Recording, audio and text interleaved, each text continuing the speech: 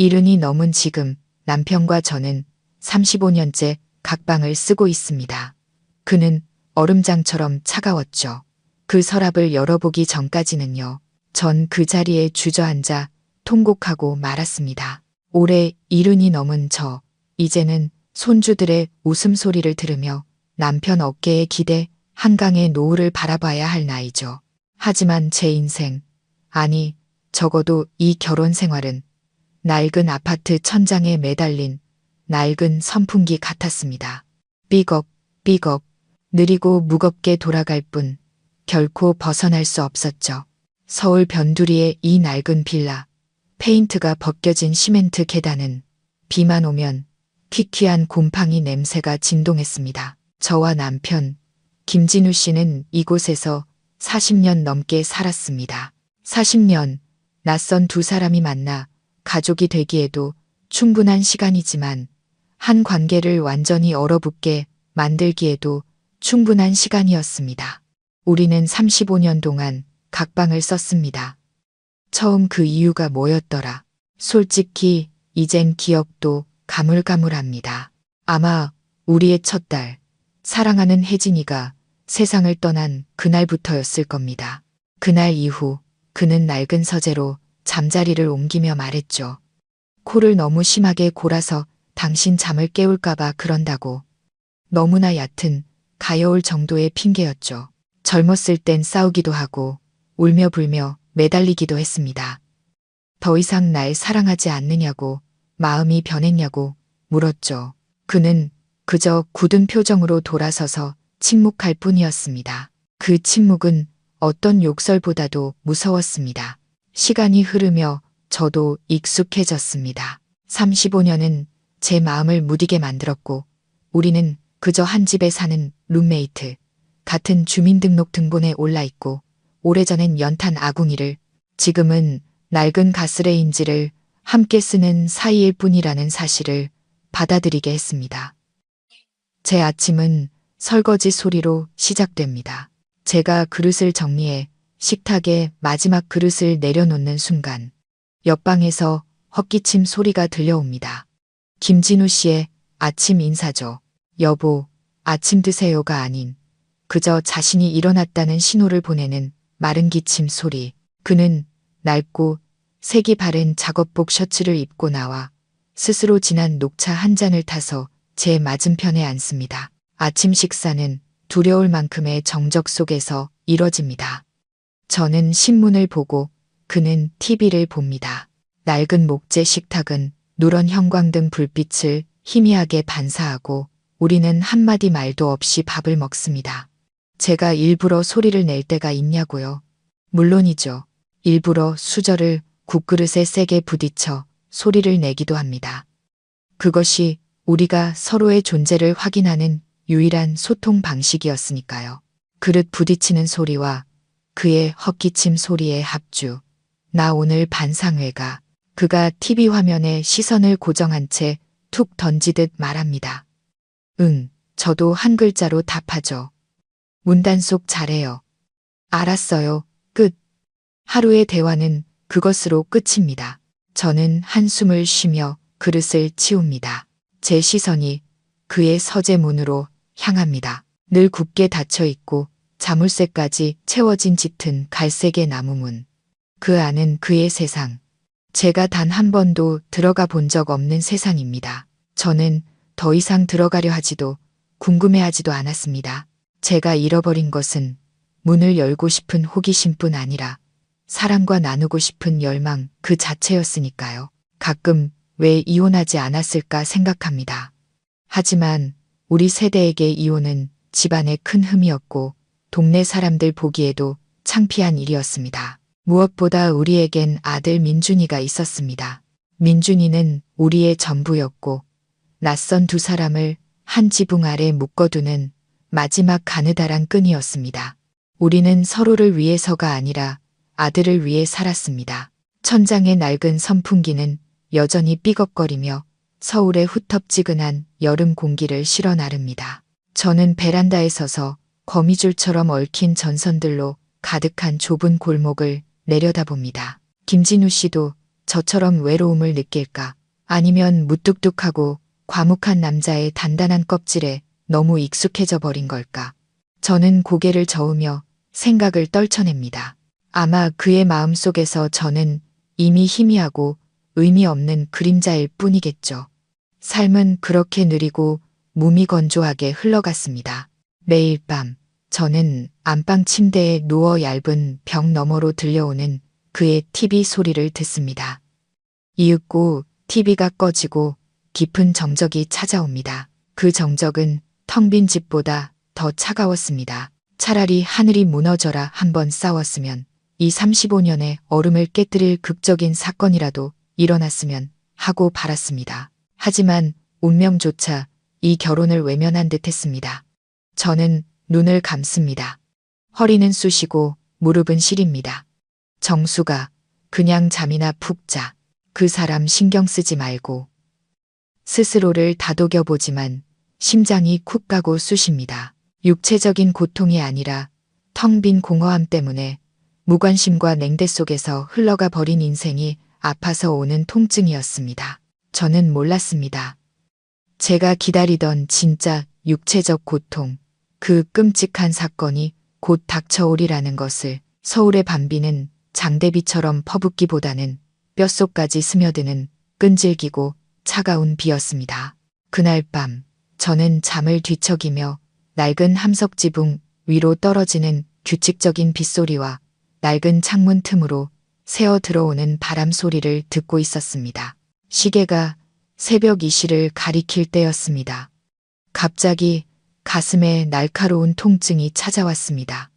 평소의 뻐근함과는 달랐습니다.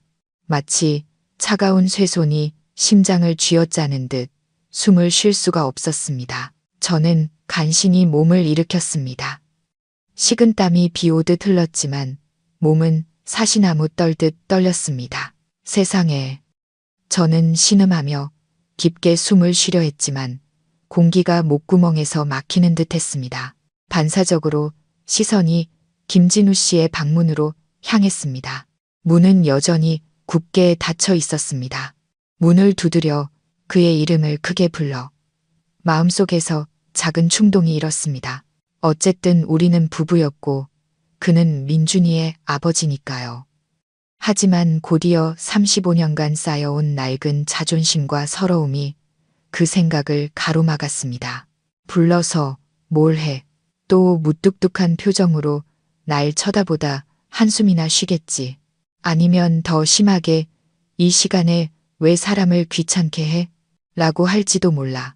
통증은 점점 더 심해졌고 왼쪽 팔이 마비되는 느낌과 함께 머리가 핑 돌았습니다. 더 이상 지체할 수 없다는 걸 알았습니다. 이건 단순한 감기 몸살이 아니라 생사를 가르는 싸움이었습니다. 하지만 죽음의 문턱에 선 순간에도 저는 반평생 나를 외면한 그 남자에게 기댈 수 없었습니다. 저는 침대에서 내려와 장롱을 붙잡고 간신히 일어섰습니다.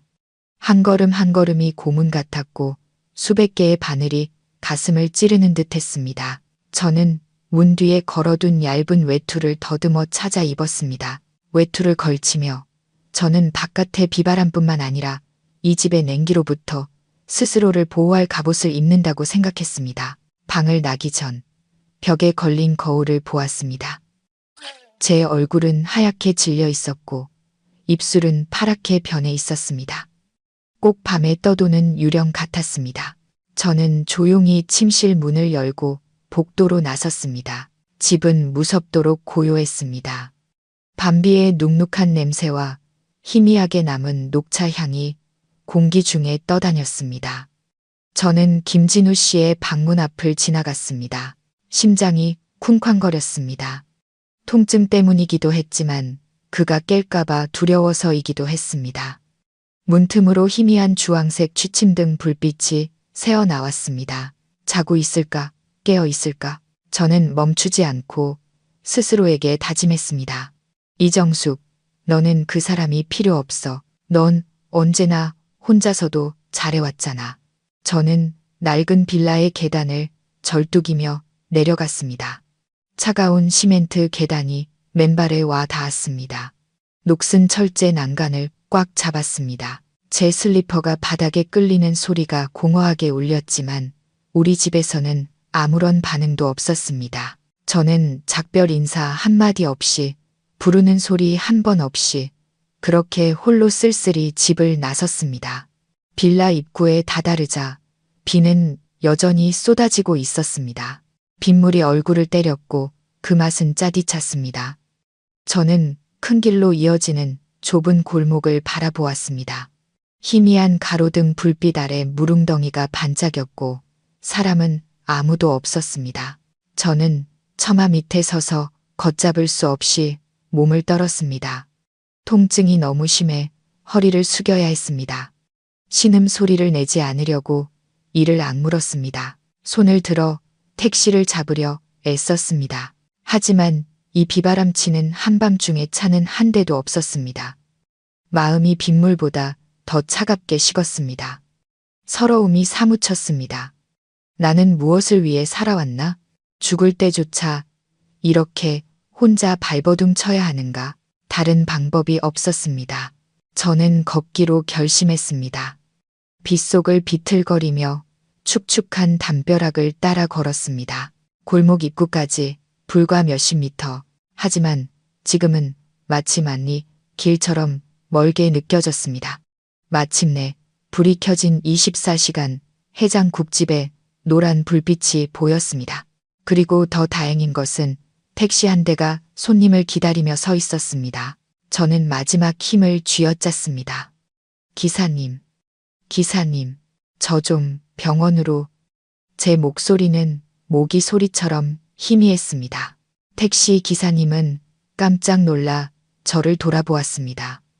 빗물에 흠뻑 젖고 새파랗게 질린 제 모습을 보고는 즉시 상황을 파악했습니다. 그는 급히 차에서 내려 저를 부축해 태웠습니다.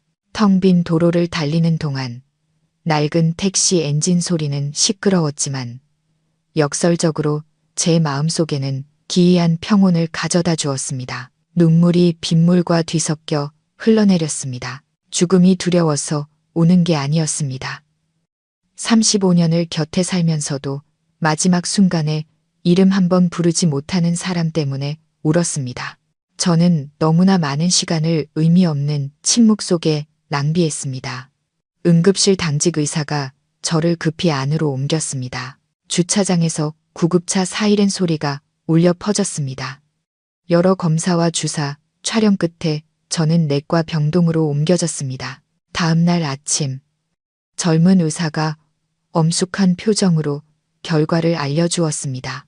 어머님, 급성 관상동맥 증후군입니다. 다행히 빨리 오셨습니다. 심근경색을 막기 위해 최대한 빨리 스텐트 시술을 해야 합니다. 스텐트 시술. 저는 멍한 머리로 중얼거렸습니다. 제 인생이 험난한 고갯길로 접어들었다는 것을 깨달았습니다. 네, 서류 준비하시고 수술비는 수백만 원 정도 예상하셔야 합니다. 나중에 약값은 별도고요. 의사는 단호하게 말했습니다. 저는 고개를 끄덕였습니다.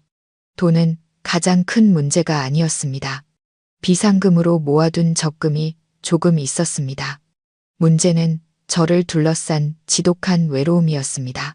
제 병상은 병실 구석에 있었습니다.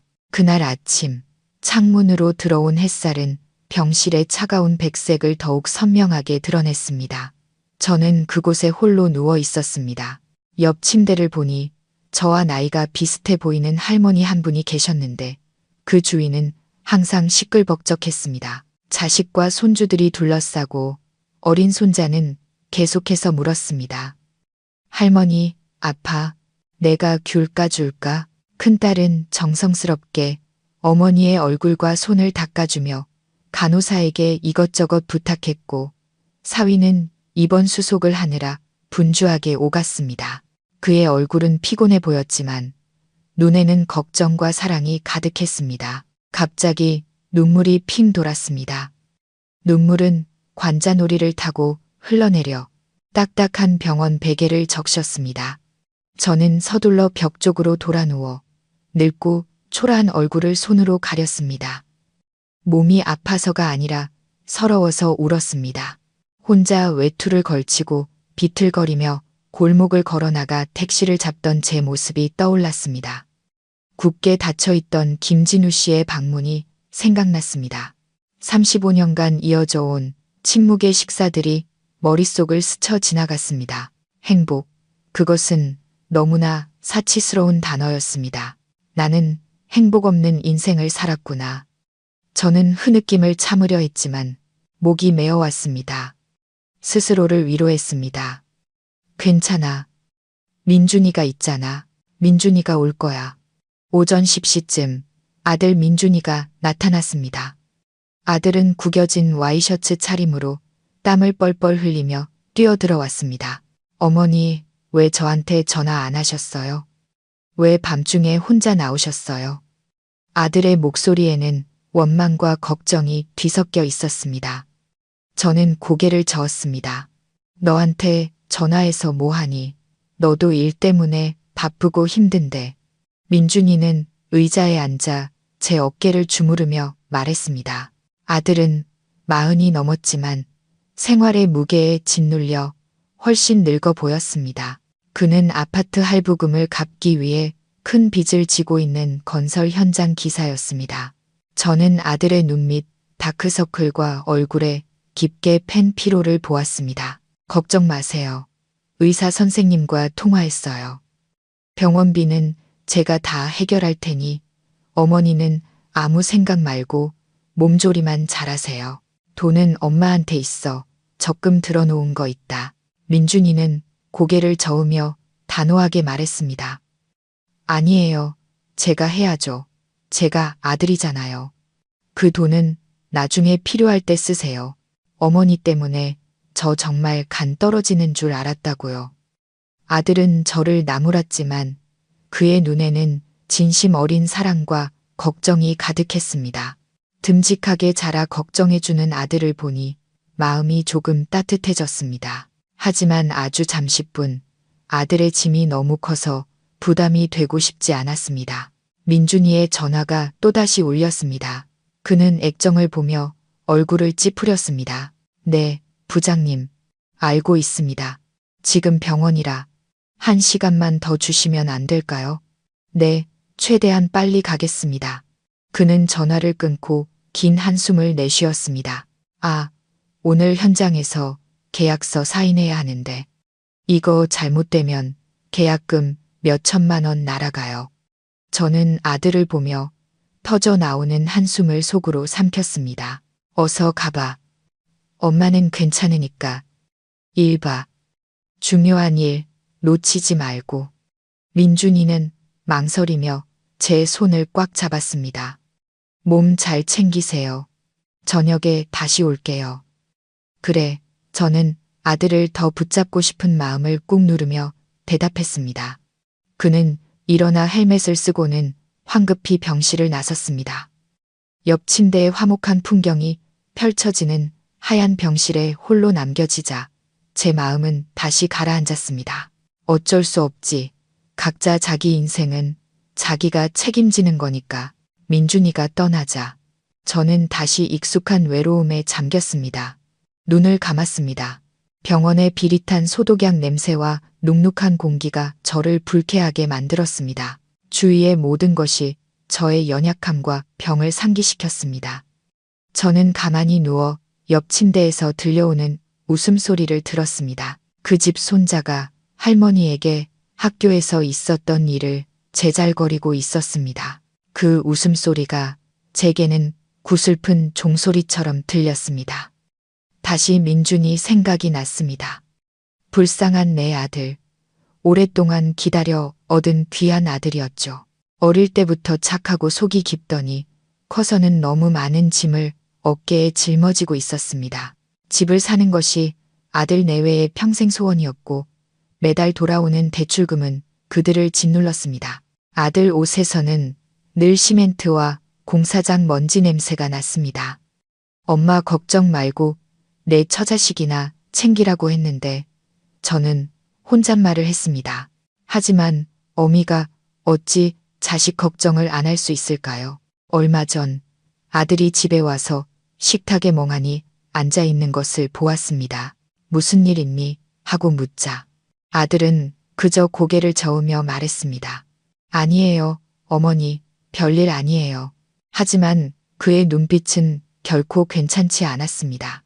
아들이 저를 위해 거짓된 평화를 지켜주려 애쓰고 있다는 걸 알았습니다. 간호사가 들어와 혈압과 체온을 봤습니다. 그녀는 동정 어린 눈빛으로 저를 보았습니다. 아마 혼자 있는 환자에게 익숙한 모양이었습니다. 아드님, 방금 가셨나 봐요. 많이 바쁘신가 보네요. 저는 씁쓸하게 웃었습니다. 네, 바쁘죠. 사는 게 다 그렇죠, 뭐. 그래도 어머님 걱정을 많이 하던데요. 힘내세요. 저는 고개를 끄덕였지만 마음은 더 슬퍼졌습니다. 아들의 걱정은 진심이지만 그것이 배우자의 따뜻한 위로와 곁을 지켜주는 존재를 대신할 수는 없었습니다. 저는 다시 김진우 씨를 떠올렸습니다. 아침부터 아직 한 번도 나타나지 않았습니다. 아마 아침 뉴스를 보고 진한 녹차를 마시며 낡은 신문을 읽고 있겠죠. 저는 그에게 연락하지 않았고 그도 저에게 연락하지 않았습니다. 아마 민준이를 통해 제 소식을 들었겠지만 그는 침묵을 선택했을 겁니다. 그것이 수십 년간 이어진 그의 방식, 냉담한 방식이었으니까요. 잠시 후 저와 나이가 비슷해 보이는 수수한 차림의 여자가 보온 도시락을 들고 병실로 들어왔습니다. 안녕하세요, 어머님. 이정숙 어머님 맞으시죠? 저 아랫집 사는 영희 엄마예요. 김진우 아버님께서 이 죽 좀 전해달라고 하셔서요. 저는 깜짝 놀랐습니다. 어머, 영희 엄마, 고마워요. 그 양반은 어디 있고요? 영희 엄마는 도시락을 탁자에 내려놓으며 머뭇거리며 말했습니다. 아버님은 집에서 뭘 하고 계신 것 같던데요. 저한테 빨리 갖다 드리라고 신신당부를 하시면서 죽이 식으면 안 된다. 꼭 소고기 야채죽이어야 한다. 그러시더라고요. 그러면서 택시비 하라고 10,000원짜리 몇 장을 쥐어주셨어요. 저는 잠시 멍해졌습니다. 김진우 씨가 이웃에게 부탁을 하고 심지어 택시비까지 챙겨줬다고 35년 만에 처음으로 그가 우리 집안일에 다른 사람을 끌어들인 것이었습니다. 저는 영희 엄마에게 미소 지었습니다. 정말 고마워요. 고생하셨네요. 영희 엄마는 잠시 머물다 돌아갔습니다. 그녀가 떠난 후 저는 보온 도시락 뚜껑을 열었습니다. 따뜻한 김과 함께 고소한 소고기, 야채죽 냄새가 올라왔습니다. 저는 숟가락으로 죽을 저어 보았습니다.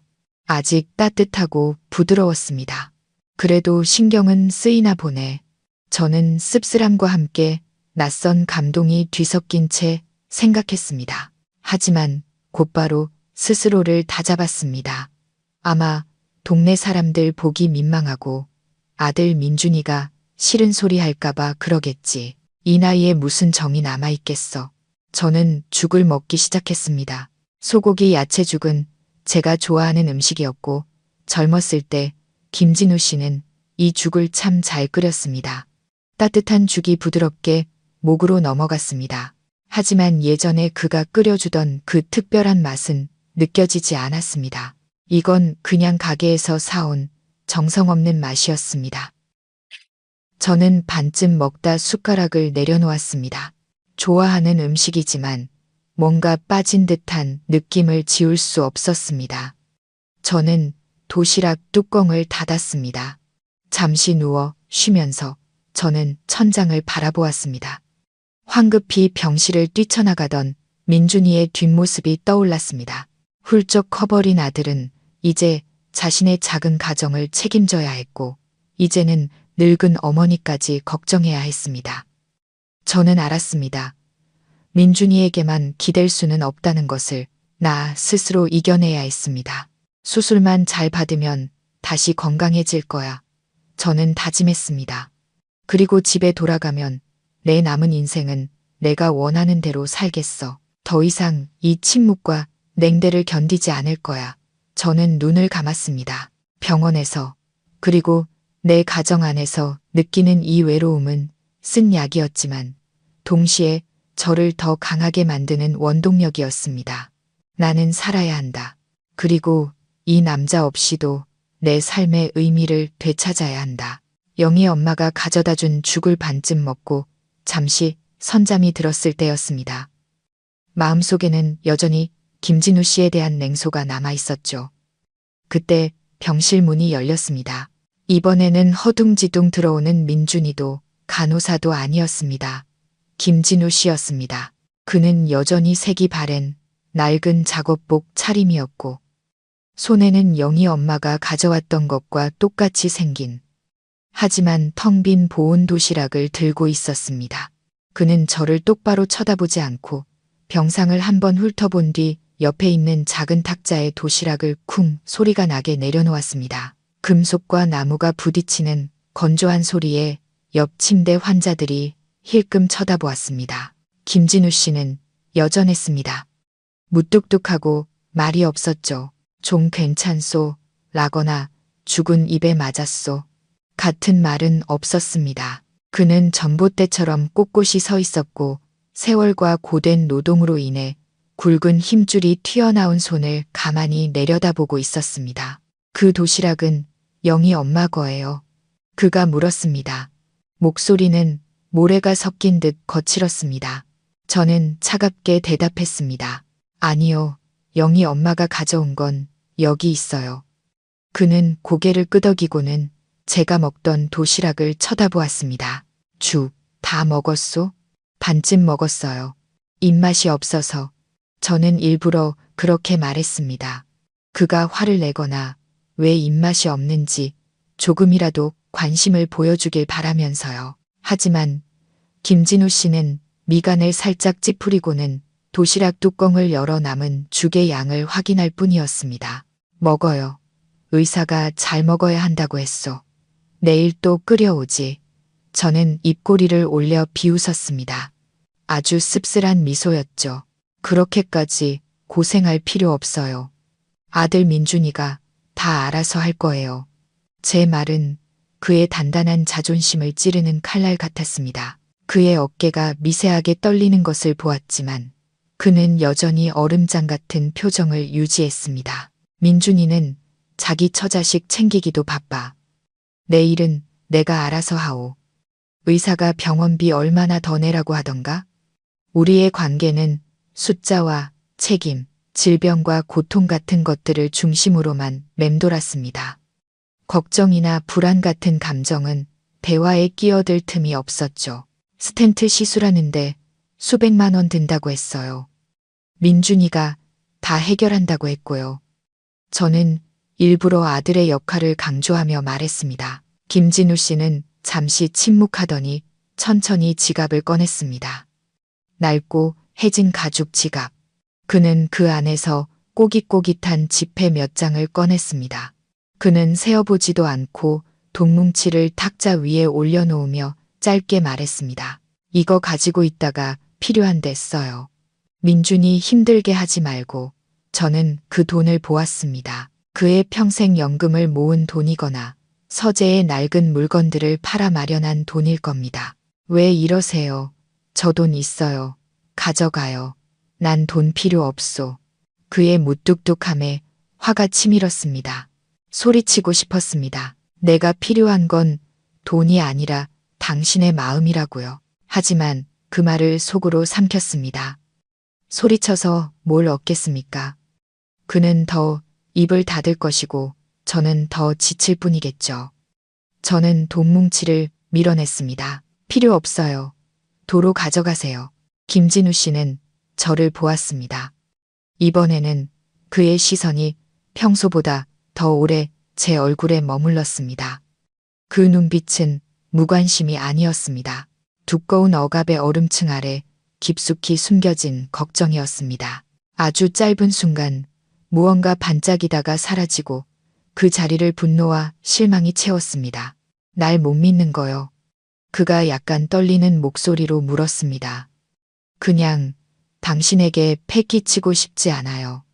그는 더 이상 아무 말도 하지 않았습니다. 일어나서 빈 도시락을 들고 밖으로 나갔습니다.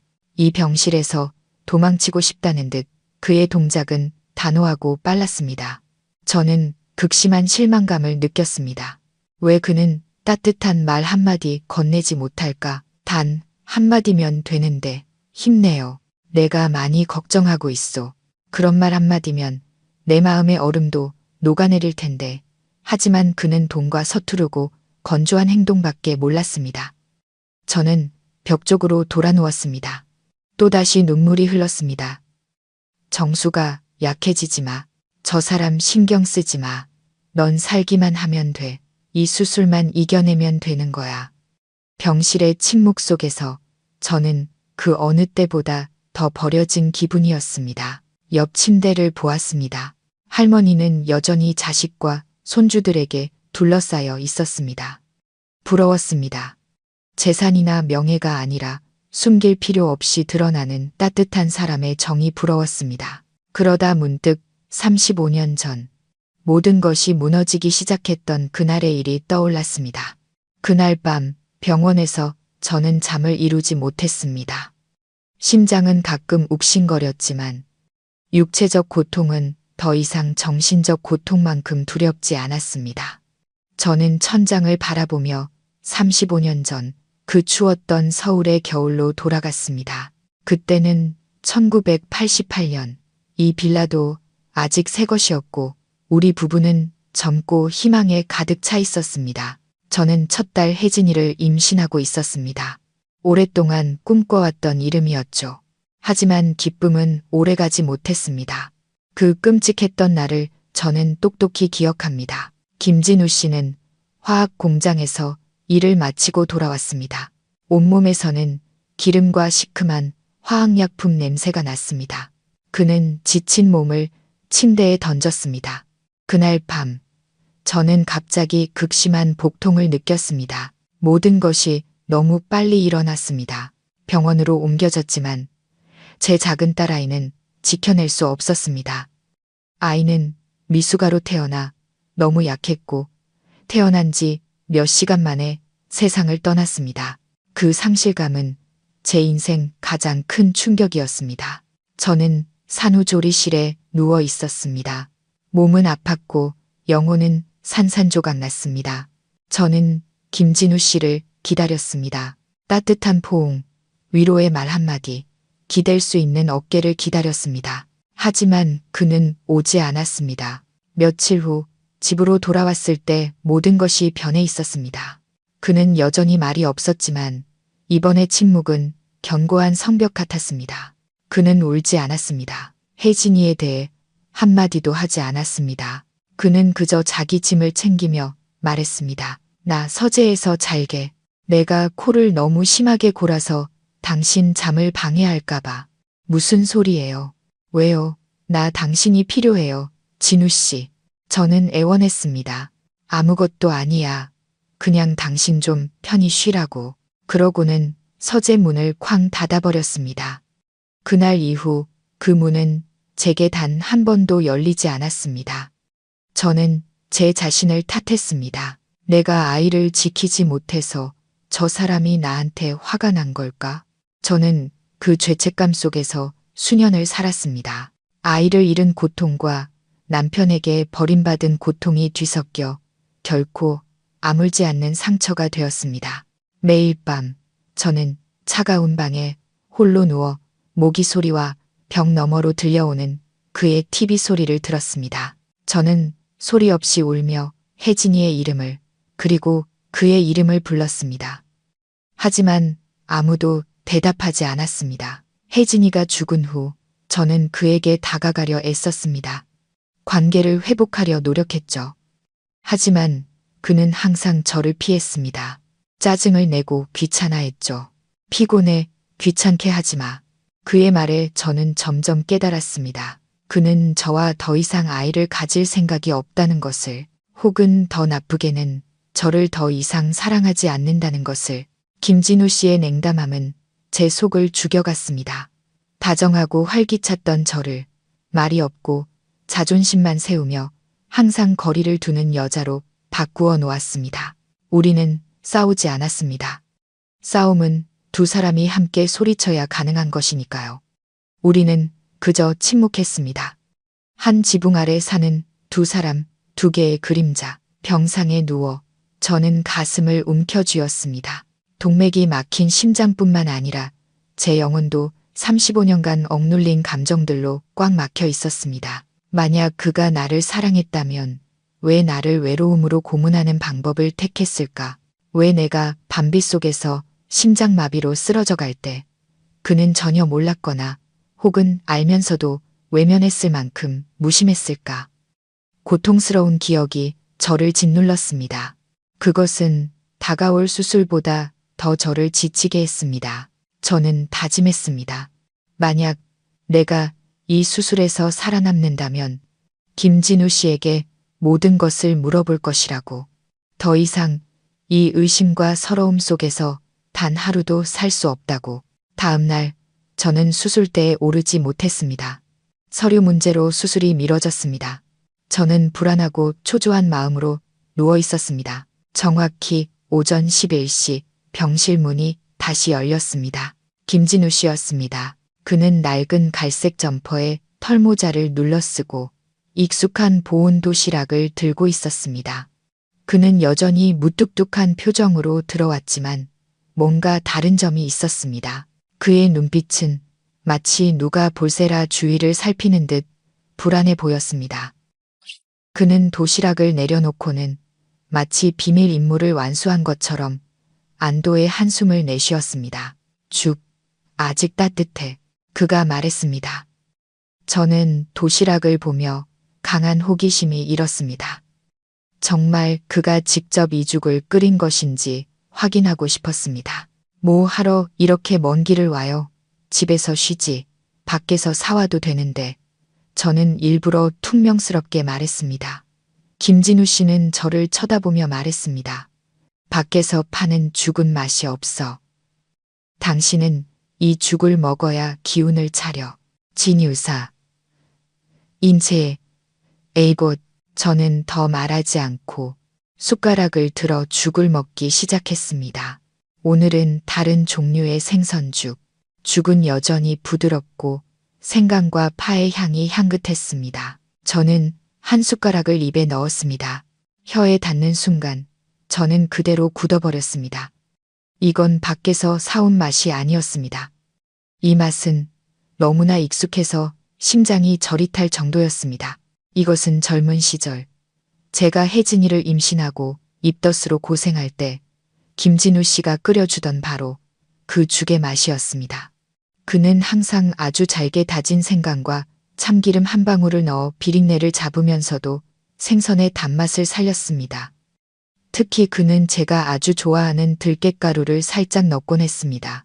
이 죽의 조리법을 아는 사람은 세상에 저와 그 단둘뿐이었습니다. 갑자기 눈물이 왈칵 쏟아졌습니다. 저는 뜨거운 죽김 때문인 척 황급히 고개를 숙였습니다. 어떻게 이 맛을 냈어요? 저는 감동을 숨기려 애쓰며 떨리는 목소리로 물었습니다. 김진우 씨는 서툰 동작으로 귤 껍질을 까고 있었습니다. 제 질문을 듣고 그는 잠시 멈칫했습니다. 그냥 하던 대로 한 거지. 어서 먹어요. 말 많이 하지 말고. 그는 애써 외면했지만 그의 늙은 귀는 새빨갛게 달아올라 있었습니다. 그 어색한 행동이 바로 그가 직접 죽을 끓였다는 가장 확실한 증거였습니다. 저는 울면서 죽을 먹었습니다. 뜨거운 눈물이 죽 그릇으로 떨어져 익숙한 맛과 섞였습니다. 저는 그의 사랑이 완전히 사라진 것이 아니라는 사실을 깨닫고 울었습니다. 그저 무뚝뚝함과 무관심이라는 두꺼운 얼음 아래 파묻혀 있었을 뿐입니다. 당신, 내가 들깨가루 좋아하는 거 아직 기억하네요. 저는 부드러운 목소리로 말을 걸었습니다. 기억은 무슨, 그냥 습관대로 한 거지. 그는 퉁명스럽게 말했지만 손은 여전히 귤 껍질을 벗기고 있었습니다. 저는 그를 보았습니다. 거칠고 투박한 손가락이 조심스럽게 귤의 하얀 실을 모두 제거하고 있었습니다. 진우 씨. 잠시 침묵 끝에 제가 말했습니다. 왜 그렇게 힘들게 살아요? 나와 함께 있기 싫으면 그냥 솔직하게 말할 수도 있었잖아요. 당신이 이렇게 행동하는 게 나한테 얼마나 큰 상처였는지 알아요? 난 당신이 더 이상 날 사랑하지 않는다고 생각했어요. 김진우 씨는 귤을 까던 손을 멈췄습니다. 그는 돌처럼 굳어버렸고 병실은 다시 침묵에 잠겼습니다. 이윽고 그가 돌아섰습니다. 그의 눈빛은 저를 똑바로 향했습니다. 그 눈빛은 아주 깊었고 끔찍한 슬픔과 억압이 담겨 있었습니다. 당신이 어떻게 생각하든 그건 당신 마음이지. 그가 낮고 무거운 목소리로 말했습니다. 환한 기색은 없었습니다. 나한텐 설명할 시간이 없었소. 그는 다시 귤 알맹이를 접시에 놓고 빈 도시락을 들고 일어섰습니다. 나 가보겠소. 내일 다시 오지. 약 잘 챙겨 먹고 몸조리 잘해요. 제가 무슨 말을 하기도 전에 그는 황급히 병실을 나갔습니다. 이번에는 실망스럽지 않았습니다.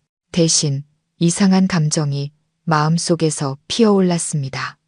의심, 그의 사랑에 대한 의심이 아니라 그의 행동 뒤에 숨겨진 진실에 대한 의심이었습니다. 그의 무뚝뚝함, 감정 표현의 서투름, 그리고 특히 설명할 시간이 없었소라는 말. 모든 것이 마치 어떤 끔찍한 비밀을 감추고 있는 장막처럼 느껴졌습니다. 저는 그가 무관심하다고 생각했습니다. 하지만 그가 무관심했다면 왜 내가 좋아하는 죽의 조리법을 기억하고 있을까요? 왜 나를 위해 직접 귤 껍질을 까줄 만큼 걱정하고 있을까요? 저는 접시에 놓인 깨끗하게 손질된 귤을 보았습니다. 서툴지만 다정한 보살핌의 행동. 당신이 보는 게 전부가 아니오. 그의 말이 갑자기 머릿속에 떠올랐습니다. 이틀 후 저는 수술대에 오를 준비를 했습니다. 병실 안의 공기는 그 어느 때보다 무거웠습니다. 의사와 간호사가 분주히 오갔습니다. 저는 금식하라는 지시를 받았습니다. 이제는 죽음이 두렵지 않았습니다. 제가 두려운 것은 김진우 씨와의 35년간의 매듭을 풀지 못하고 떠나는 것이었습니다. 그의 의미심장한 말이 저를 계속 괴롭혔습니다. 당신이 보는 게 전부가 아니오. 오후 4시쯤 제가 수술복으로 갈아입고 수술 준비실로 이동할 준비를 마쳤을 때 김진우 씨가 다시 왔습니다. 이번에는 혼자였습니다. 도시락도 들고 있지 않았습니다. 그는 침대 옆 플라스틱 의자에 조용히 앉았습니다. 그는 저를 보지 않고 침대 난간만 꽉 잡고 있었습니다. 손마디가 하얗게 질릴 정도였습니다. 그의 이마에 깊게 팬 주름이 선명하게 보였습니다. 아마 그도 잠을 설쳤을 겁니다. 왜 왔어요? 저는 애써 침착한 목소리로 물었습니다. 그냥 당신 보러. 그가 건조하게 대답했습니다. 나 걱정할 필요 없어요. 괜찮으니까 집에 가서 쉬어요. 그는 꿈쩍도 하지 않았습니다. 수천 년의 비바람을 견뎌낸 돌부처처럼 앉아 있었습니다. 나 무서워. 그가 바람에라도 날아갈 듯 아주 작은 목소리로 말했습니다. 저는 놀랐습니다. 벽처럼 단단하던 김진우 씨가 무섭다고 말하다니. 뭐가 무서운데요? 제 마음이 조금 부드러워졌습니다. 당신이 잘못될까봐.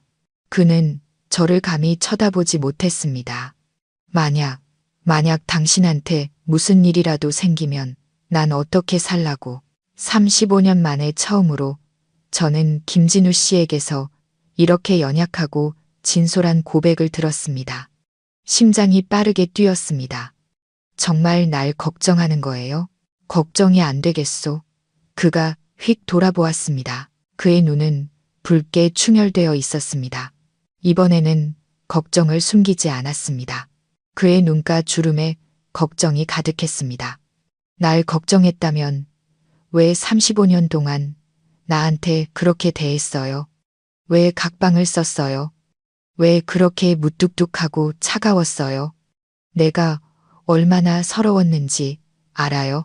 저는 쌓였던 원망을 한꺼번에 쏟아내듯 빠르게 말했습니다. 김진우 씨는 눈을 감고 깊은 숨을 내쉬었습니다. 그는 손을 뻗어 제 손을 잡았습니다. 제 손은 차가웠지만 그의 거칠고 투박한 손은 이상하게 따뜻했습니다. 나, 미안하오. 그가 작게 말했습니다. 미안해요. 35년의 외로움을 보상할 수 없는 한마디. 진우 씨, 제 목소리가 떨렸습니다. 당신이 보는 게 전부가 아니오. 그 말이 또다시 나타났습니다. 내가 보는 게 전부가 아니라니, 그게 무슨 말이에요. 말해줘요. 더 이상 숨기지 말아요. 나 이제 곧 수술 받으러 가요. 내가 이 의심을 품은 채 죽길 바라는 거예요. 저는 눈물을 흘리며 소리쳤습니다. 김진우 씨는 떨면서 제 손을 더 꽉 잡았습니다. 그는 고개를 숙여 제 귀에 대고 억눌린 감정 때문에 끊어지는 목소리로 속삭였습니다. 난 당신을 지키려고 그랬던 거요. 살아만 와요. 살아와야 내가 다 설명하지. 저는 멍해졌습니다. 나를 지키려고, 나를 밀어내고, 냉대하고 35년간 각방을 쓰면서 무슨 소리예요. 똑바로 말해줘요. 하지만 바로 그때 이동 침대가 도착했습니다. 간호사가 밝게 웃으며 말했습니다. 이정숙 어머님, 시간 됐습니다. 의사 선생님께서 기다리세요. 김진우 씨는 제 손을 놓았습니다. 그는 일어나 털모자를 고쳤었습니다. 살아 돌아와 정수가. 그의 목소리는 다시 단단해져 있었습니다. 마치 방금 냉정한 껍질을 다시 뒤집어 쓴 것처럼요. 저는 이동 침대에 실려갔습니다. 병원 복도를 따라가며 저는 고개를 돌려 김진우 씨를 보았습니다. 그는 그 자리에 못 박힌 듯 서서 절망과 고통이 가득한 눈으로 저를 보고 있었습니다. 나를 지킨다고? 무엇으로부터? 그 질문은 곧 투여될 마취약보다 더 강하게 제 머릿속을 파고들었습니다. 나는 살아야 해.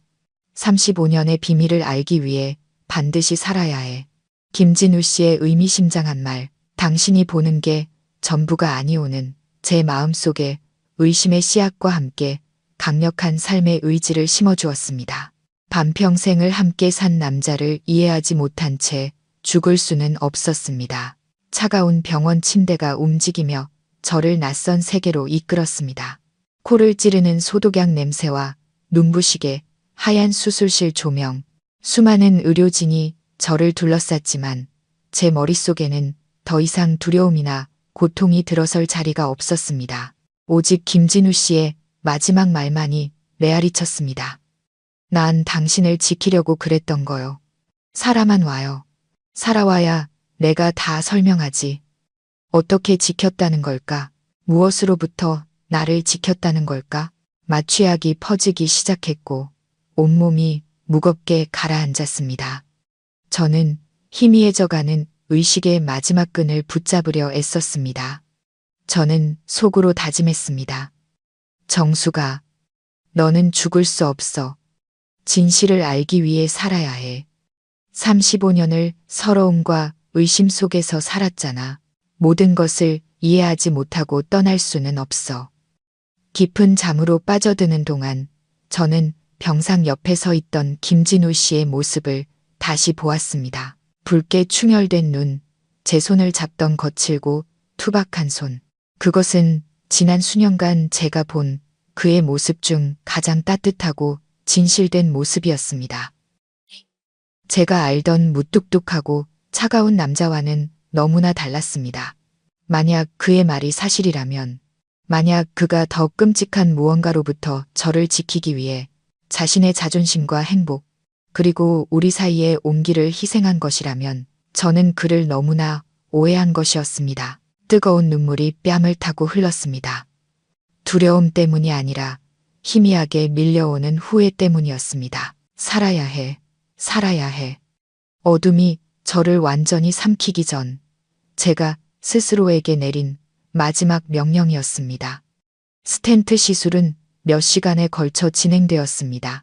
저는 아무것도 몰랐지만 깨어났을 때 가장 먼저 느낀 것은 이상한 안도감이었습니다. 가슴을 짓누르던 압박감이 사라졌습니다. 제 심장이 더 규칙적이고 힘차게 뛰는 것을 느낄 수 있었습니다. 민준이가 밤을 새워 초췌한 얼굴로 옆에 앉아 있었습니다. 하지만 그의 눈은 기쁨으로 빛나고 있었습니다. 어머니 깨어나셨어요. 정말 걱정했어요. 수술 잘 끝났대요. 이제 심장이 훨씬 건강해지셨대요. 그 사람, 내 아버지는 어디 있니? 저는 약한 목소리로 바로 물었습니다. 민준이는 피곤하지만 진심 어린 미소를 지었습니다. 아버지요. 어젯밤 내내 여기 계셨어요. 집에 안 가시고 저기 대기실 의자에 앉아서 수술실 문만 쳐다보고 계셨어요. 아침에 제가 씻고 좀 쉬고 오시라고 등을 떠밀어서 겨우 집에 가셨어요. 저는 눈을 감았습니다. 김진우 씨의 무뚝뚝함은 무관심이 아니라 억눌림이었구나. 그는 두려웠지만 제가 자신의 두려움을 볼까봐 곁에 있지 못했던 것입니다. 혹은 수술대에 오르기 전 마지막 약속이 수술과 함께 사라질까봐 두려웠던 거겠죠. 회복은 더디게 진행되었습니다. 호흡 운동도 움직이는 연습도 해야 했습니다. 하지만 제 안에서는 진실을 알고자 하는 열망과 호기심이 가장 강력한 동력이 되었습니다. 당장이라도 퇴원해서 그 낡은 빌라로 돌아가 김진우 씨와 마주하고 싶었습니다. 그가 병문안을 올 때마다 저는 탐색하는 눈빛으로 그를 바라보았습니다. 말을 걸려고 애썼죠. 진우 씨, 몸 괜찮아지면 다 얘기해줘요. 그는 항상 제 시선을 피했습니다. 몸조리나 잘해요. 지난 일을 뭐하러 다시 꺼내. 아니요, 나는 알아야겠어요. 더 이상 숨기지 말아요. 때가 되면 말하겠소. 지금은 아니야. 김진우 씨의 고집과 무뚝뚝함이 다시 고개를 들었습니다. 하지만 이번에는 그 단단함 뒤에 비밀이 그가 홀로 짊어져 온 고통이 있다는 것을 알았습니다. 저는 더 이상 그에게 화가 나지 않았습니다. 그가 불쌍했습니다. 반평생을 외로움과 오해 속에서 살아온 우리 두 사람이 불쌍했습니다.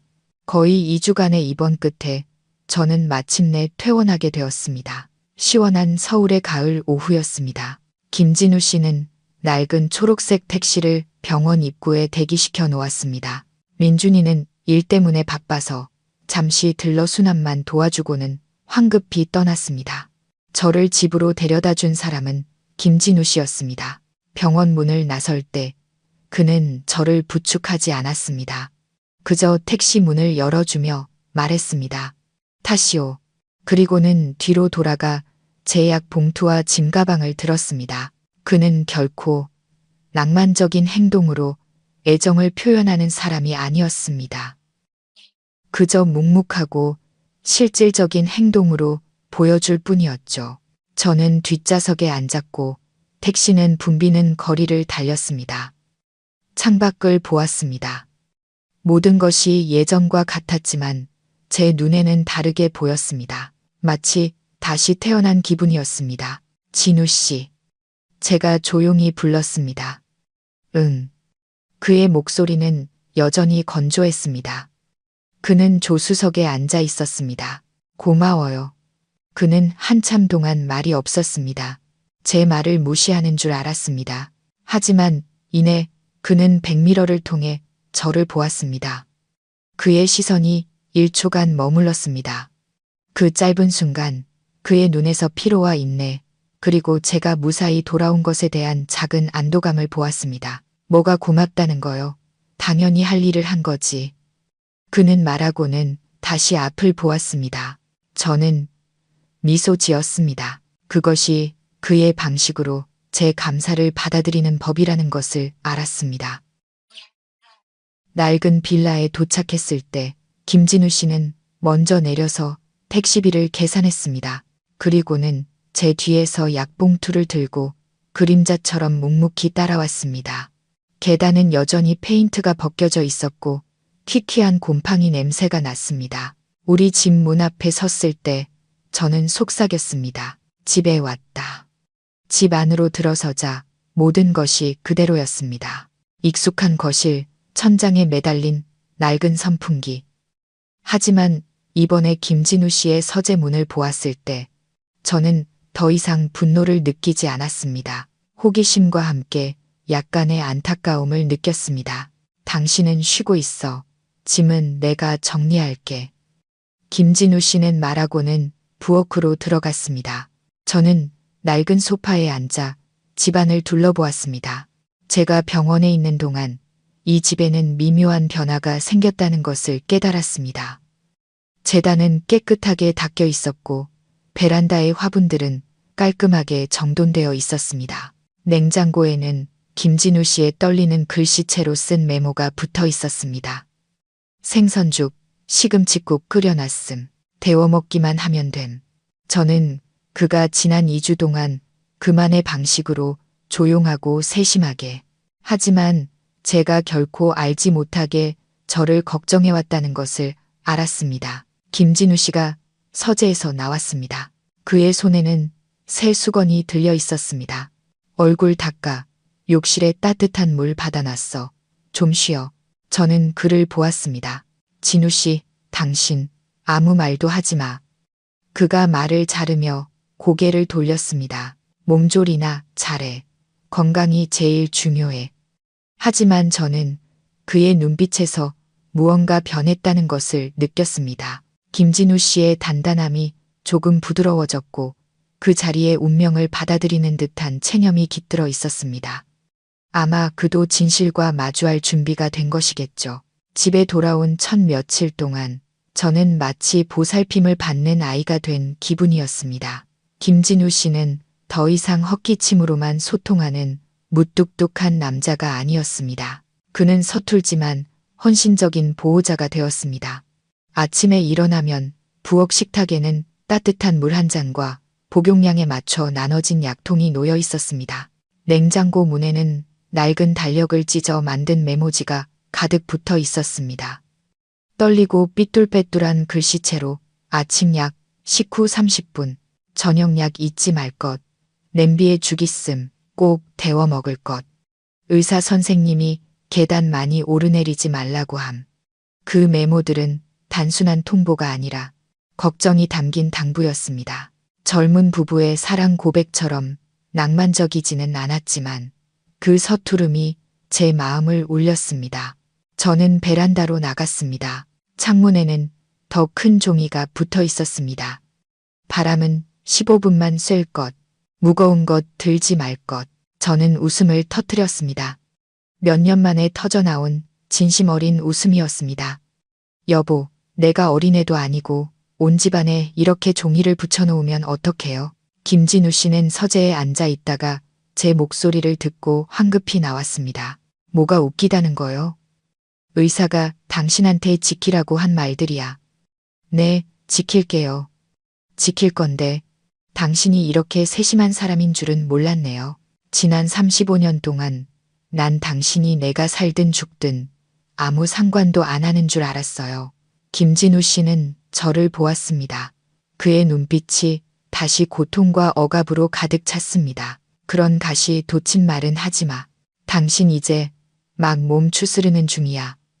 가시 돋친 말이 아니라 사실이잖아요. 나는 진실을 알고 싶어요. 진우 씨, 당신이 보는 게 전부가 아니오. 라는 말, 그게 대체 무슨 뜻이에요? 말해줘요. 잠에서 그는 한숨을 쉬며 제 시선을 피했습니다. 나중에 얘기해. 당신 아직 몸이 다 안 나았어. 저는 그를 더 이상 다그칠 수 없다는 것을 알았습니다. 그는 인내와 억압의 사람이었습니다. 하지만 그 비밀이 그의 어깨를 무겁게 짓누르고 있다는 것도 알았습니다. 몸조리를 하는 동안 저는 김진우 씨를 더 많이 관찰할 시간이 있었습니다. 그는 여전히 예전 습관을 유지했습니다. 아침에 일어나 녹차를 마시고 뉴스를 보고 서재 문을 닫고 들어갔습니다. 하지만 이제 그는 더 자주 밖으로 나왔습니다. 제게 따뜻한 물을 가져다 주고 약 먹을 시간을 알려주었습니다. 그 서툴고 건조한 행동들이 그가 할 수 있는 전부였습니다. 어느 날 오후, 저는 그가 베란다에 앉아 먼 곳을 바라보며 깊은 생각에 잠겨 있는 것을 보았습니다. 저는 다가가 그의 옆에 조용히 앉았습니다. 진우 씨, 제가 작게 말했습니다. 그날 끓여준 생선죽 고마웠어요. 정말 맛있었어요. 그는 깜짝 놀라 저를 돌아보았습니다. 그의 눈에는 당혹감이 서려 있었습니다. 그냥 옛날 방식대로 끓인 것뿐이요. 옛날 방식, 당신과 나만 아는 방식. 내가 혜진이를 임신했을 때 당신이 끓여주던 그 방식 말이에요. 제가 혜진이의 이름을 꺼내자 김진우 씨의 얼굴이 순식간에 굳었습니다. 그의 눈에 극심한 고통이 스쳐 지나갔습니다. 혜진이 얘기는 그만해. 그가 끊어지는 목소리로 말했습니다. 다 지난 일이야. 그냥 묻어두자고. 아니요. 묻어둘 수 없어요. 혜진이의 죽음과 당신이 각방을 쓰기 시작한 것이 당신이 숨기고 있는 그 비밀과 관련이 있는 거죠. 김진우 씨는 벌떡 일어섰습니다. 그는 난간을 꽉 잡았습니다. 함부로 추측하지 마. 상관없는 일이야. 그러고는 서재로 들어가 문을 쾅 닫아버렸습니다. 자물쇠가 철컥하고 잠기는 소리가 건조하게 울렸습니다. 그의 격한 반응과 명백한 회피는 그 비밀이 35년간 굳게 닫혀있던 저 서재 문 뒤 어딘가에 있다는 확신을 더해줄 뿐이었습니다. 그날의 일은 진실을 찾아야겠다는 제 결심을 더욱 굳히게 만들었습니다. 김진우 씨의 고백을 기다릴 수만은 없었습니다. 제가 직접 알아내야 했습니다. 그날 밤 저는 뒤척이며 잠을 이루지 못했습니다. 길거리의 오토바이 소리, 잠들지 않는 도시의 멀고 희미한 소음, 김진우 씨 방의 TV 소리는 오래전에 꺼졌고 오직 침묵만이 남았습니다. 저는 그의 서재문, 늘 자물쇠로 잠겨있는 짙은 갈색의 서랍장을 떠올렸습니다. 그는 왜 그 방을 신성불가침의 영역처럼 여겼을까요? 무엇을 그렇게 필사적으로 숨겨야 했을까요? 돈, 중요한 서류, 아니면 젊은 시절 제가 씁쓸하게 상상했던 것처럼 다른 여자의 연애 편지. 하지만 최근 그의 서툰 보살핌을 생각하면 그건 배신이 아닐 거라는 확신이 들었습니다. 그건 고통, 비밀일 것이었습니다. 저는 행동하기로 결심했습니다. 다음 날 아침, 김진우 씨가 말했습니다. 나 오늘 반상회 가는데 한두 시간은 걸릴 거요. 집에 잘 있어요. 밖에 나가지 말고. 알았어요. 저는 최대한 평온한 표정을 지으려 애쓰며 대답했습니다. 김진우 씨가 떠나고 그의 오토바이 소리가 골목 끝에서 사라지는 것을 들었습니다. 저는 그가 물건을 잊고 다시 돌아오지 않을 거라는 확신이 들 때까지 15분을 더 기다렸습니다. 저는 일어나 그의 서재로 향했습니다. 차갑고 자물쇠로 굳게 잠긴 문. 저는 찾기 시작했습니다. 그가 서랍을 잠갔다면 분명히 예비 열쇠가 있을 것이었습니다. 김진우 씨는 아주 신중하지만 또한 구식인 사람이었습니다.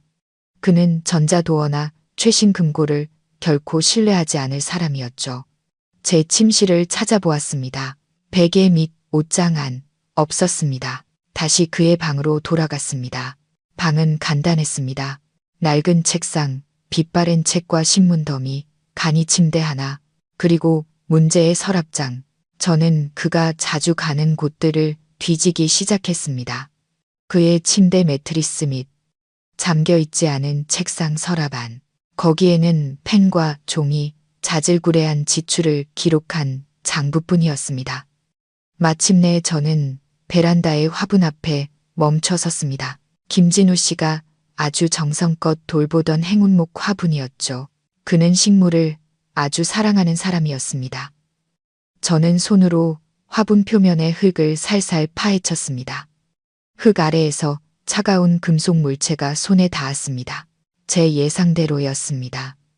낡은 끈으로 묶인 작은 열쇠 꾸러미가 화초 뿌리 밑에 고이 숨겨져 있었습니다.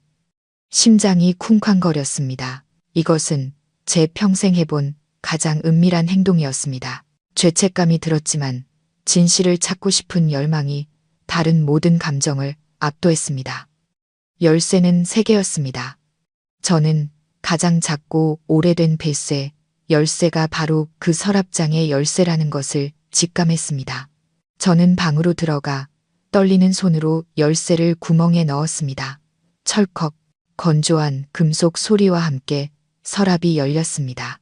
오래된 종이에 퀴퀴한 냄새와 녹차 향이 코를 찔렀습니다. 저는 숨을 참았습니다. 35년의 비밀이 바로 눈앞에 있었습니다. 저는 손을 넣어 서랍을 끝까지 당겼습니다. 안에는 돈도 금도 연애편지도 없었습니다. 오직 누렇게 변색된 진료기록 서류철 하나, 흑백 사진 한 장, 그리고 쓰다만 편지 뭉치뿐이었습니다. 지금 이 순간의 감정은 분노가 아니었습니다. 진실의 낭떠러지 앞에 선 듯한 끔찍한 공포였습니다. 저는 떨리는 손으로 누렇게 바랜 진료기록 서류철을 서랍에서 꺼냈습니다. 손은 차갑게 식었고 심장은 가슴 밖으로 튀어나올 것처럼 미친 듯이 뛰었습니다. 오래된 종이 냄새, 시간의 냄새, 35년간 묻혀있던 비밀의 냄새. 저는 그 서류철을 김진우 씨가 수십 년간 외롭게 앉아 있었을 책상 위에 올려놓았습니다. 흑백 사진 한 장이 바닥으로 떨어졌습니다. 혜진이의 사진이었습니다. 세상에서 단 몇 시간밖에 살지 못했던 내 딸. 사진 속에서 아이는 인큐베이터 안에 누워 있었습니다. 작고 쭈글쭈글한 얼굴이었지만 어딘가 김진우 씨를 쏙 빼닮은 구석이 있었습니다. 저는 손을 뻗어 아이의 얼굴을 쓰다듬었습니다. 또다시 눈물이 흘렀지만 이번에는 서러움의 눈물이 아니라 애달픔의 눈물이었습니다. 저는 깊은 숨을 들이쉬고 서류철을 펼쳤습니다. 첫 장은 제 퇴원 기록서, 그 다음은 혜진이의 사망진단서였습니다. 이어서 빼곡하게 손으로 쓴 페이지들이 나타났습니다. 온통 복잡한 의학 용어뿐이었습니다. 저는 한 글자 한 글자, 한 줄 한 줄 읽어 내려갔습니다. 그리고 마침내 끔찍한 진실이 제 눈을 강타했습니다. 우리 딸 혜진이는 단순히 미숙아로 죽은 것이 아니었습니다. 아이는 신경계와 심장에 심각한 선천성 기형을 가지고 태어났습니다. 의사의 소견서에는 이렇게 적혀 있었습니다. 해당 기형은 부친의 화학물질 노출에 의한 것일 가능성이 매우 높음. 저는 그대로 얼어붙었습니다. 손발에 힘이 빠졌습니다. 저는 2번, 3번 다시 읽었습니다. 부친의 화학물질 노출. 젊은 시절 내내 화학공장에서 일했던 김진우 씨. 그는 얼마나 많은 독성 물질에 노출되었을까. 그가 온몸에서 시큼한 약품 냄새를 풍기며 집에 돌아오던 밤들이 떠올랐습니다. 그는 몸을 깨끗이 씻었지만 독소는 이미 그의 몸 깊숙이 스며들었고 그것이 혜진이에게 전해진 것이었습니다. 다음 페이지는 유전자 검사 결과와 의사의 상담 기록이었습니다. 유전적 위험이 매우 높음. 남편의 지속적인 노출 환경을 고려할 때 추가적인 임신은 권장하지 않음. 폐하의 선천성, 기형 또는 신경 손상 가능성 60% 이상. 60% 차갑고 잔인한 숫자. 혜진이의 죽음은 불운이 아니라 의학적 비극이었습니다. 그리고 김진우 씨는 그 사실을 알고 있었습니다. 저는 모든 것을 이해했습니다.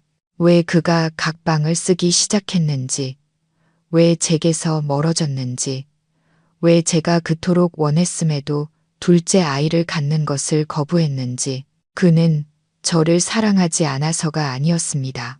그는 저를 그리고 미래에 태어날 아이들을 너무나 사랑했기에 스스로 차갑고 나쁜 남편 역할을 자처해야 했던 것입니다. 제가 그를 미워하고 더 이상 그의 곁에 있고 싶지 않게 만들려고.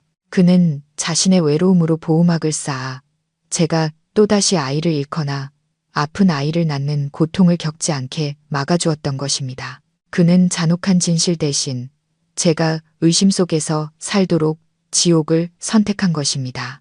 그는 모든 죄책감과 고통을 홀로 짊어졌습니다.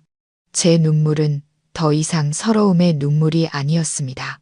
후회와 애달픔이 강물처럼 흘러내렸습니다. 진우 씨, 왜 그렇게 바보 같았어요? 저는 쓰다만 편지 뭉치를 보았습니다. 이것은 분명 그가 결코 입 밖으로 꺼내지 못했던 말들일 것이었습니다. 저는 편지 뭉치를 집어들었습니다.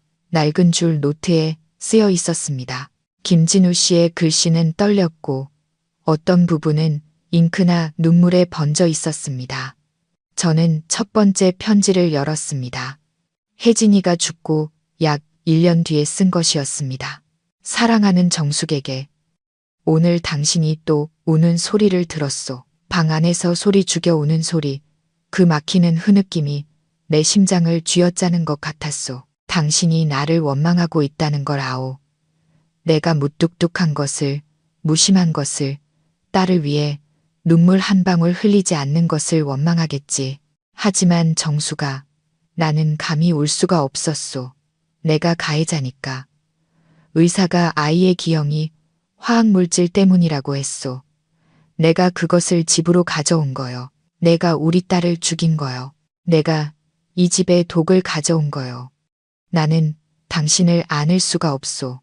당신 곁에 다가갈 수가 없소. 당신이 나를 만질 때마다 나는 두려움에 떨었소. 내 몸의 독소가 당신마저 해칠까봐. 내가 또다시 당신에게 고통의 씨앗을 심을까봐. 나는 서재에 나 자신을 가두고 각방을 써야만 했소. 매일 밤 당신의 숨소리와 천장 선풍기 소리를 들으며 내 눈물이 마르지 않았다는 걸 당신은 아시오.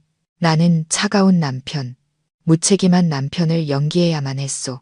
그래야만 당신이 나를 떠날 이유를, 나를 가까이 하고 싶지 않을 이유를 가질 테니까. 그것이 당신을, 그리고 어쩌면 우리가 가질 수 있을 미래의 아이들을 지키는 유일한 방법이었소. 내가 당신에게 상처 주고 있다는 걸 아오. 내가 당신의 마음을 산산조각 내고 있다는 걸 아오. 하지만 당신이 또다시 상실의 고통을 겪게 하느니 차라리 당신이 나를 원망하고 미워하는 편이 낫소. 당신은 내가 유일하게 사랑하는 여자지만 내 사랑은 잔인한 무기가 되어버렸소. 미안하오. 1000번, 10,000번 미안하오. 진우가. 저는 더 이상 참을 수 없었습니다. 책상에 엎드려 편지를 가슴에 끌어안고 목 놓아 울었습니다. 김진우 씨도 저만큼, 아니 저보다 더 고통스러웠던 것입니다. 그는 아이를 잃었을 뿐만 아니라 자신이 원인이라는 죄책감을 견뎌야 했고 사랑하는 사람을 스스로 밀어내야만 했습니다. 저는 다음 편지들을 읽었습니다. 모두 다른 시기에 쓰인 고백과 참회의 글들이었습니다. 제가 아팠을 때 쓴 편지도 있었습니다. 그는 저를 돌보고 싶었지만 감히 다가가지 못했습니다. 민준이가 대학을 졸업했을 때 쓴 편지도 있었습니다. 그는 저를 꼭 껴안고 기쁨을 나누고 싶었지만 얼음장 같은 표정을 유지해야만 했습니다. 마지막 편지는 제가 수술대에 오르기 바로 전에 쓴 것이었습니다. 정숙, 당신이 이 글을 읽게 될지 모르겠소. 만약 당신이 이걸 읽는다면 나는 더 이상 이 세상에 없거나 당신이 무사히 수술을 마쳤다는 뜻이겠지. 내가 당신에게 지켜주려고 그랬다고 말했소. 이제 더 분명히 말하겠소. 나는 이 끔찍한 진실로부터 당신을 지켜주고 싶었소. 혜진이의 죽음이 나 때문이라는 사실로부터 당신을 지켜주고 싶었소. 안전, 내 죄책감의 무게로부터 당신을 지켜주고 기영아를 낳을 위험으로부터 당신을 지켜주고 싶었소. 나는 35년을 이 짐을 지고 살았소. 당신과 민준이의 안전을 위해 내 행복과 온기를 희생했소. 매일 밤 나는 당신의 방을 바라보며 이것이 가장 잔인한 방식으로 당신을 사랑하는 법이라고 생각했소.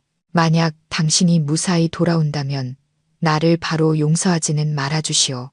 계속 나를 원망하고 탓해도 좋소. 당신이 살아만 있다면, 당신이 거기 있어만 준다면, 당신이 건강해지면 내가 모든 것을 말하겠소. 더 이상 도망치지 않겠소. 사랑하오. 언제나 사랑했소. 저는 편지를 내려놓았습니다. 온 세상이 빙빙 도는 것 같았습니다. 진실은 저를 충격에 빠뜨렸을 뿐만 아니라 뼛속까지 아프게 했습니다. 저는 이 남자를 오해했습니다. 그는 자신의 집안에서 순교자의 외로운 삶을 살아온 것이었습니다. 저는 더 이상 김진우 씨에게 화가 나지 않았습니다. 깊은 연민만이 남았습니다. 저는 서류철과 편지 뭉치를 안고 일어나 거실로 나가 그가 돌아오기를 기다렸습니다. 약 30분 후 익숙한 오토바이 소리가 골목 입구에서 들려왔습니다.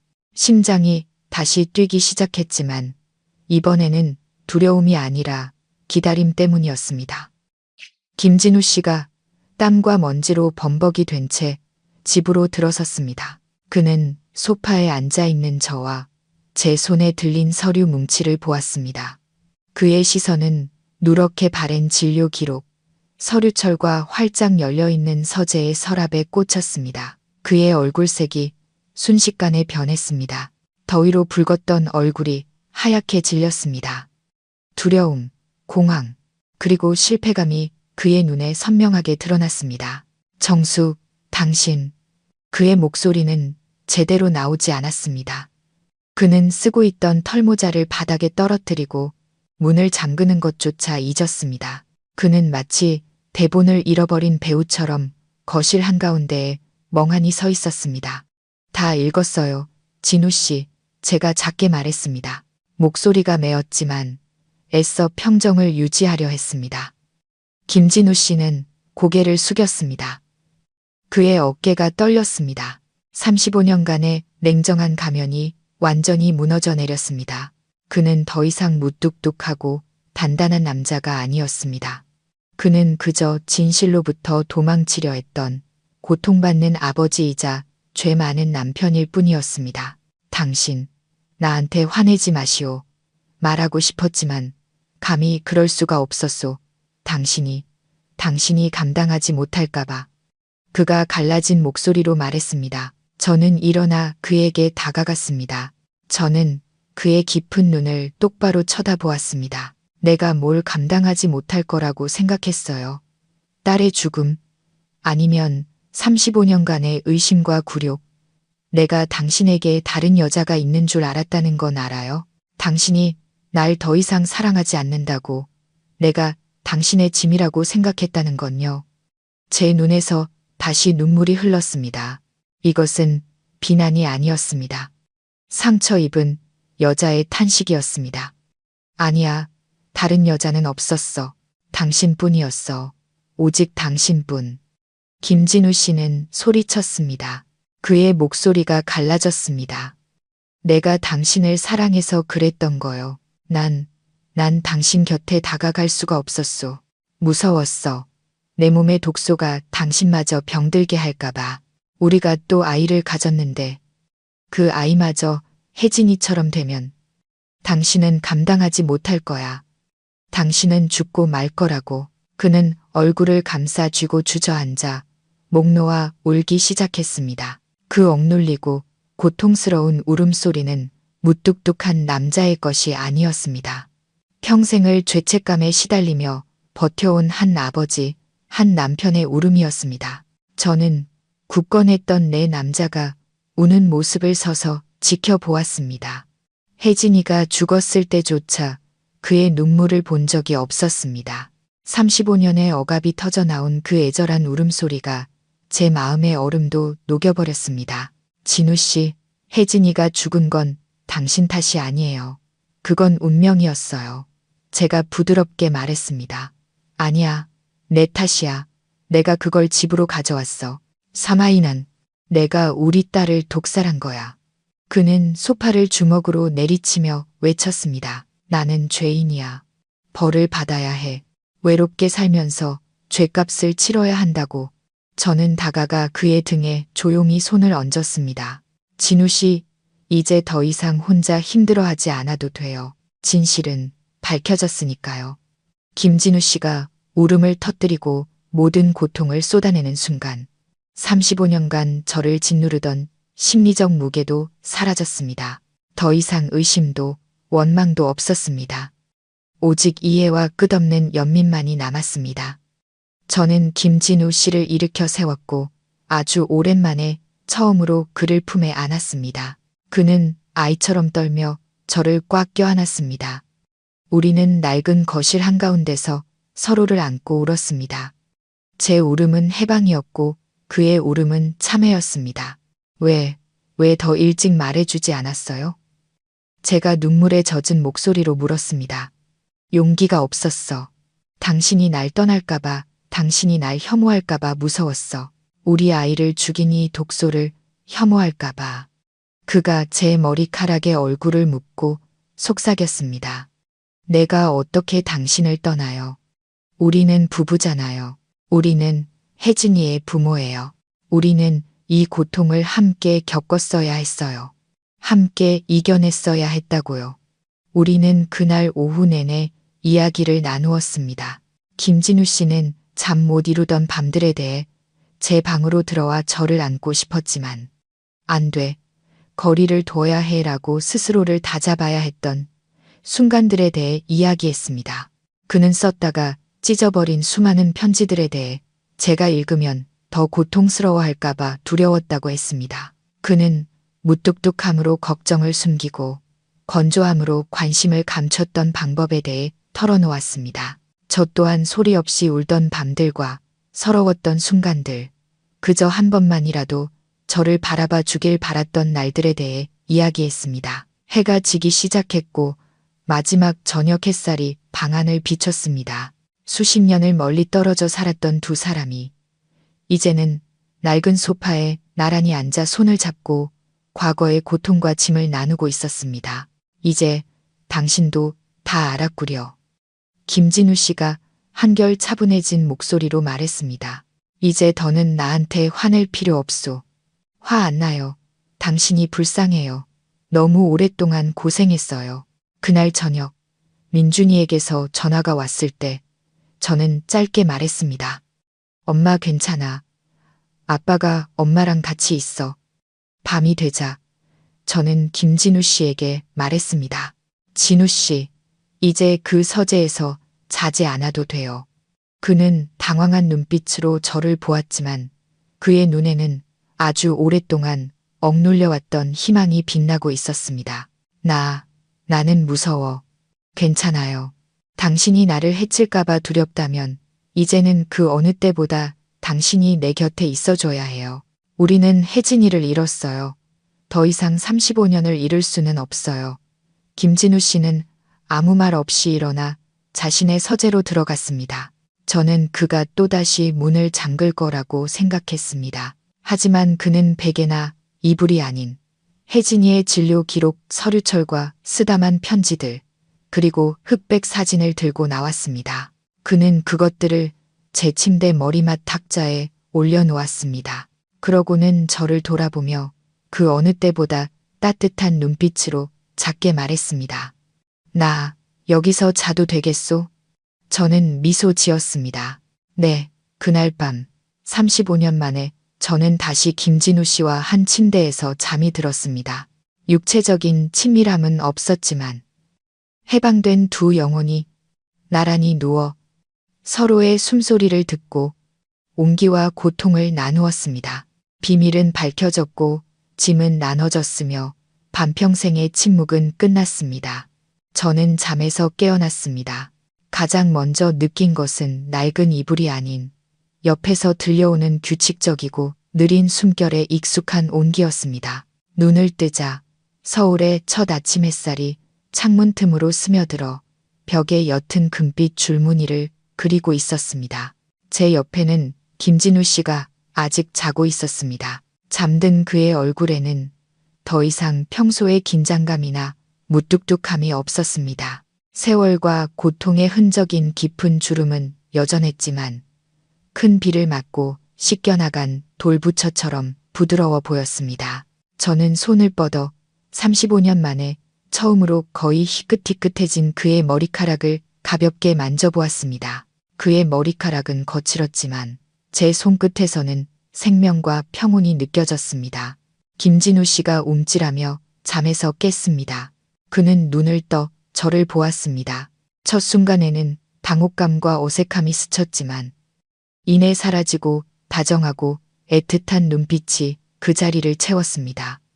제가 반평생을 갈망했던 바로 그 눈빛이었습니다. 잘 잤소? 그가 잠긴 목소리로 작게 물었습니다. 아주 따뜻했습니다. 아주 잘 잤어요. 저는 미소 지으며 대답했습니다. 당신은요? 나도 잘 잤소. 그는 머뭇거리다 제 손을 잡았습니다. 여전히 거칠고 투박한 손이었지만 제게 새로운 생명의 에너지를 전해주는 듯 했습니다. 우리는 아무 말 없이 누워 베란다 밖의 새소리와 서로의 심장 박동 소리를 들었습니다. 행복은 위대한 무언가가 아니라 바로 이 소박한 존재감이라는 것을 깨달았습니다. 진우 씨, 제가 침묵을 깨며 말했습니다. 우리 이 일을 민준이한테 더 이상 숨길 수는 없어요. 알고 있소. 그가 낮은 목소리로 대답했습니다. 내가 얘기하겠소. 아니요. 우리가 함께 말해요. 이건 우리 가족의 비밀이니까요. 씻고 난 후 김진우 씨는 여느 때처럼 녹차를 끓였지만 이번에는 찻잔 2개를 거실로 가져와 나란히 놓았습니다. 그는 서재로 들어가지 않고 제 옆에 앉았습니다. 우리는 민준이에게 전화했습니다.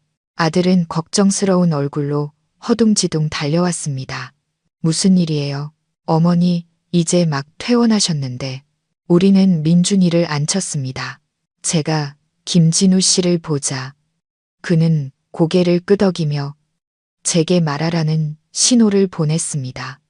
저는 이야기하기 시작했습니다. 누렇게 바른 진료 기록 서류철에 대해, 의사의 권고에 대해, 화학 독소와 지난 35년간의 김진우 씨의 침묵 어린 희생에 대해 말했습니다. 김진우 씨는 옆에서 고개를 숙인 채 주먹을 꽉 쥐고 있었습니다. 이야기를 다 들은 민준이는 아무 말도 하지 못했습니다. 그의 얼굴은 놀라움에서 충격으로 변했고 이내 눈시울이 붉어졌습니다. 민준이는 일어났습니다. 원망하거나 자리를 뜨기 위해서가 아니라 김진우 씨를 껴안기 위해서였습니다. 아버지, 왜 이걸 혼자 다 짊어지고 사셨어요? 왜 그렇게 고생하셨어요? 민준이는 목맨 소리로 말했습니다. 김진우 씨는 아들을 꽉 껴안았습니다. 이번에도 그의 눈에서 눈물이 흘렀습니다. 그것은 해방과 참회의 마지막 눈물이었습니다. 미안하다, 아들아. 아버지는 그냥 내 어머니와 너를 지키고 싶었다. 더 이상 너희들을 해치고 싶지 않았어. 그가 속삭였습니다. 우리 셋은 낡은 거실 한가운데서 서로를 껴안았습니다. 우리의 상처는 아물기 시작했습니다. 부부 관계뿐만 아니라 부자 관계도 치유되었습니다. 민준이는 아버지의 무뚝뚝함이 무관심이 아니라 사랑으로 쌓아 올린 보호막이었다는 것을 이해했습니다. 35년간 묻혀있던 비밀이 드러나자 우리 가족은 평화를 찾았습니다. 과거를 잊어서가 아니라 진실과 사랑으로 과거와 마주했기 때문입니다. 그날 이후 우리의 삶은 미묘하게 변했습니다. 김진우 씨는 여전히 말이 적은 사람이었지만 무뚝뚝함은 차분함으로 바뀌었습니다. 그는 여전히 서재에 들어갔지만 문은 더 이상 잠겨 있지 않았고 제게 필요한 것이 없는지 묻기 위해 더 자주 드나들었습니다. 그는 제게 더 많이 말을 걸기 시작했습니다. 거창한 대화가 아니라 오늘 날씨가 어떤지, 시장 물가가 어떤지, 혹은 외손자가 받아쓰기에서 100점을 맞았다는 사소한 이야기들이었습니다. 우리는 함께 차를 마시고 뉴스를 보았습니다. 제가 반평생을 놓쳐버린 이 소박한 기쁨들이 다시 돌아왔습니다. 화해는 기적이 아니라 과정이었습니다. 어느 날 아침 제가 김진우 씨에게 말했습니다. 여보, 당신이 해줬으면 하는 일이 있어요. 무슨 일이요? 그가 걱정스러운 눈빛으로 물었습니다. 그 방 창문 좀 다 열어주고 그 편지들도 다 태워줘요. 김진우 씨의 서재는 더 이상 필요 없었습니다. 그곳은 비밀을 묻고 그가 스스로를 가두었던 장소였습니다. 김진우 씨는 반대하지 않았습니다. 그는 제 뜻을 이해했습니다. 그는 방으로 들어가 모든 창문을 활짝 열어 아침 햇살이 쏟아져 들어오게 했습니다. 그리고는 쓰다만 편지 뭉치와 진료기록 서류철을 모두 태웠습니다. 불꽃이 타닥거리며 피어오르는 연기는 35년의 고통과 참회, 그리고 외로움을 싣고 날아갔습니다. 우리는 손을 잡고 서서 과거가 허공으로 사라지는 것을 지켜보았습니다. 이제 당신이 이걸 가질 필요는 없겠지. 그가 행운목 화분에서 꺼냈던 서랍 열쇠를 제게 건네며 말했습니다. 저는 미소 지으며 고개를 저었습니다.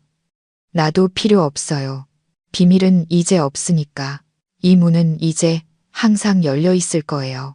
일주일 후 김진우 씨는 저를 데리고 병원에 갔습니다. 의사는 제 심장 건강이 눈에 띄게 좋아졌다고 했고 편안해진 마음 덕분일 거라고 했습니다. 집으로 돌아오는 길, 저는 우리가 처음 데이트했던 종로의 한 낡은 아이스크림 가게를 보았습니다. 진우 씨, 제가 작게 말했습니다. 우리 저기 들어가서 아이스크림 하나 먹고 갈까요? 그는 잠시 머뭇거리더니 이내 환하게 웃었습니다. 35년 동안 단 한 번도 보지 못했던 진심에서 우러나온 밝은 미소였습니다. 좋지. 우리도 옛날 생각 좀 해볼까? 우리는 낡은 아이스크림 가게로 들어갔습니다. 모든 것이 예전 그대로였습니다. 우리는 아이스크림을 하나씩 시켜 나란히 앉아 거리를 내다보았습니다. 저는 이 자리에서 한 지붕, 한 가족을 꿈꾸던 젊은 시절의 우리 모습을 보았습니다. 정수가, 김진우 씨가 사랑 가득한 목소리로 말했습니다. 내가 약속했지. 남은 인생 내가 당신한테 다 갚겠다고. 이제 더 이상 무뚝뚝하게 굴지도 도망치지도 않을 거요. 나도 약속할게요. 이제 더 이상 당신을 의심하지 않을게요. 당신을 믿을게요. 그것은 늦은 약속이었지만 제 인생에서 가장 소중한 약속이었습니다. 우리의 사랑은 낭만적인 동화가 아니라 인내와 희생, 그리고 이해에 관한 이야기였습니다. 천국을 찾기 위해 지옥을 거쳐야만 했습니다. 세월은 흘러갔습니다. 저와 김진우 씨는 평온하고 따뜻하게 남은 날들을 보냈습니다. 우리는 매일 아침 함께 산책하고 베란다의 화초를 함께 돌보았습니다. 우리의 관계가 갑자기 낭만적으로 변하지는 않았지만 훨씬 더 진실해졌습니다. 김진우 씨는 여전히 사랑한다는 말을 하는데 서툴렀지만 이제 그 서투름이 사랑스럽게 느껴졌습니다. 어느 날 저녁 우리가 TV를 보고 있을 때 김진우 씨가 갑자기 제 손을 잡았습니다. 정수가, 그가 작게 말했습니다. 나 당신한테 정말 고맙소. 뭐가요? 당신이 살아줘서, 나를 떠나지 않고 나를 용서해줘서 고맙소. 저는 그의 어깨에 머리를 기댔습니다. 이번에는 울지 않았습니다. 제 마음은 완전히 평화로워졌습니다. 고마워할 것 없어요. 진우 씨. 우리는 부부잖아요. 우리는 함께 이겨낸 거예요. 반평생의 침묵은 끝났습니다. 이제 우리는 말을 하는 새로운 삶을 시작할 것입니다. 우리는 그렇게 해방된 진실의 빛 속에서 살았습니다. 사랑은 완벽할 필요가 없습니다. 그저 진실하면 됩니다. 그리고 침묵이 항상 무관심을 의미하는 것은 아닙니다. 때로는 침묵이야말로 가장 큰 희생의 목소리일 수 있습니다. 이정숙 할머니와 김진우 할아버지의 이야기. 반평생의 침묵에 대한 이야기는 늦었지만 두 사람 모두를 구원한 이해로 끝을 맺었습니다. 우리는 혜진이를 잃었지만 서로를 되찾았습니다. 그리고 그것이야말로 폭풍우를 헤쳐온 한 사랑의 가장 온전한 결말일 것입니다. 이 이야기는 단지 개인의 비극이 아니라 결혼과 가정의 시련을 비추는 거울이기도 합니다. 진실과 사랑, 그리고 이해의 가치에 대한 깊은 깨달음을 줍니다.